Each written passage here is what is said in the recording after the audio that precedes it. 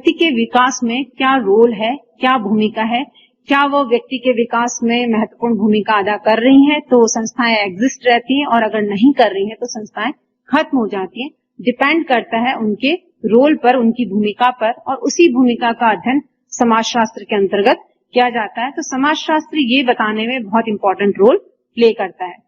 दूसरा है समाज को समझने व नियोजित विकास में। आपको ये समझना है कि समाज किस प्रकार का है। सरल समाज है, आदिम समाज है, जटिल समाज है, आधुनिक समाज है, औद्योगिक समाज है। अगर आपको किसी समाज के बारे में जानकारी प्राप्त करनी है तो वो आपको समाजशास्त्र के द्वारा ही हो सकती है। और दूसरा, उसका नियोजित विकास करने में। जब हम डेवलपमेंट की बात करते हैं तो हम ये सोचते हैं कि हम किस प्रकार के समाज के विकास की बात कर रहे हैं। तो आपको जिस भी समाज का विकास करना है, सबसे पहले उस समाज की आवश्यकता को देखना जरूरी होगा, उस समाज की सामाजिक परिस्थितियों को देखना जरूरी होगा। उसके बाद ही आप एक नियोजित विकास कर सकते हैं। तो किसी भी समाज को समझने में और उसके नियोजित विकास में समाजशास्त्र का बहुत महत्वपूर्ण भूमिका होती है। फिर है सामाजिक समस्याओं के निराकरण में।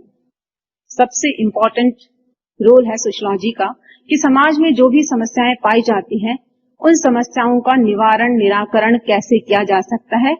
क्योंकि विभिन्न समाजशास्त्री समाज में पाए जाने वाली विभिन्न समस्याओं का समाजशास्त्री अध्ययन करते हैं और अध्ययन के द्वारा ये पता लगाते हैं कि इन समस्याओं के पीछे कारण क्या है, कौन से रीजंस हैं जिसके कारण ये समस्या समाज के अंदर व्याप्त हो रही है। चाहे वो भ्रष्टाचार हो, चाहे वो बाल अपराध हो, चाहे वो व्हाइट कॉलर क्राइम हो, चाहे बेकारी हो, बेरोजगारी हो, कोई भी समस्या जो कि समाज के अंदर, दहेज हो, ये समाज में व्याप्त है तो उसके पीछे कारण क्या है और इन कारणों को किस प्रकार से दूर किया जा सकता है। आज भी बहुत सारी समाज में समस्याएं जब आती हैं तो समाजशास्त्रियों की मदद ली जाती है ताकि उस समस्या को सुलझाया जा सके, समाज के अंदर व्यवस्था को बनाया जा सके। तो सामाजिक समस्याओं के निराकरण में समाजशास्त्र बहुत महत्वपूर्ण भूमिका निभाता है। मानव की उपयोगिता एवं उपलब्धि को समझने, मैंने कहा man is a part of society, मानव समाज का एक अभिन्न अंग है।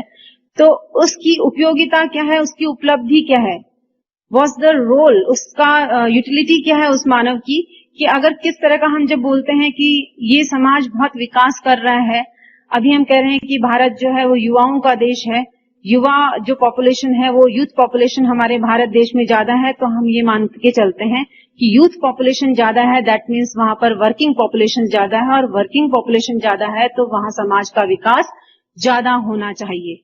तो मानव की उपयोगिता और उसकी उपलब्धि को समझने में समाजशास्त्र बहुत महत्वपूर्ण भूमिका अदा करता है। मानव संस्कृति की रक्षा करने में, समाजीकरण की प्रक्रिया जो होती है उसके द्वारा मनुष्य को समाज के में रहने के योग्य बनाया जाता है। और संस्कृति बेसिकली हमारे व्यवहार करने के तरीके होते हैं, हम किस तरह से खाते हैं, पीते हैं, उठते हैं, बैठते हैं, that all is our culture.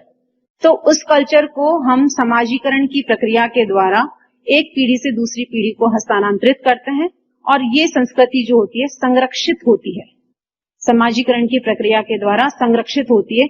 हमारी जो सो कॉल्ड बहुत ही जो प्रिमिटिव कल्चर है, उस कल्चर को प्रिजर्व करने के अंदर सोशियोलॉजी बहुत इंपॉर्टेंट रोल प्ले करता है, क्योंकि समाजशास्त्र के द्वारा हमें पता चलता है कि किस समाज की क्या संस्कृति है और उस संस्कृति को किस प्रकार से संरक्षित रखा जा सकता है। अंतर्राष्ट्रीय समस्याओं के समाधान के अंदर not only national but international problems जो होती है उनके समाधान के अंदर भी समाजशास्त्र महत्वपूर्ण भूमिका निभाता है।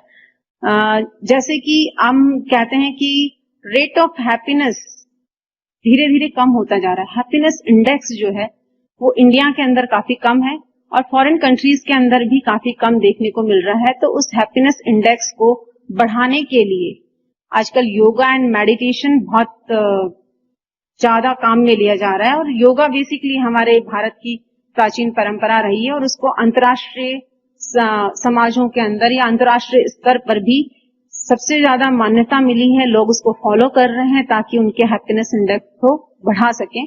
तो अंतर्राष्ट्रीय समस्याओं के समाधान के अंदर भी समाजशास्त्र का महत्वपूर्ण योगदान होता है। और व्यवसाय के रूप में एज अ प्रोफेशन सोशियोलॉजी में बहुत सारे स्कोप है। आईआईटीज के अंदर भी सोशियोलॉजी समाजशास्त्र को एक विषय के रूप में पढ़ाया जाता है। एनजीओज में समाजशास्त्र के जो स्टूडेंट्स हैं उनके अंदर उनको रखा जाता है और कॉलेज और यूनिवर्सिटीज के अंदर समाजशास्त्र के विद्यार्थियों के लिए जॉब ऑप्शंस होते हैं। सोशल वेलफेयर ऑफिसर के रूप में सोशियोलॉजी का होता है। जनगणना के अंदर सोशियोलॉजिस्ट को काम में लिया जाता है। तो इस प्रकार से व्यवसाय के रूप में भी समाजशास्त्र का बहुत महत्वपूर्ण योगदान होता है।